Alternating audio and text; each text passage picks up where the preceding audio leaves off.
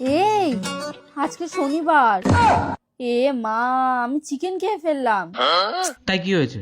দোষ লাগে। বাড়ি গিয়ে দুজন মিলে স্নান করব। এই শীতে আমি চান করতে পারবো না। তুমি করবে না, তোমার ঘর করবে। দুজন মিলে স্নান করে সারা ঘরে ধূপ ধুনো দিতে হবে। ইস রে। এই তোমার জন্য চা।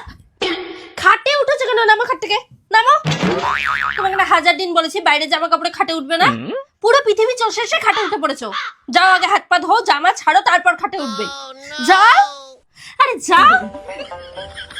ভাল লাগে না। এখন আবার সারা ঘরে আমাকে গঙ্গার জল ছিটাতে হবে।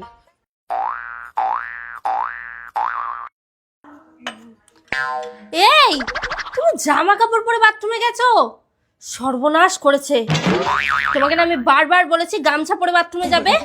এভাবেই রাহু ঢোকে ঘরে, জানো তো। যাও, জামা কাপড় ছেড়ে স্নান করে ঘরে ঢোকো। যাও।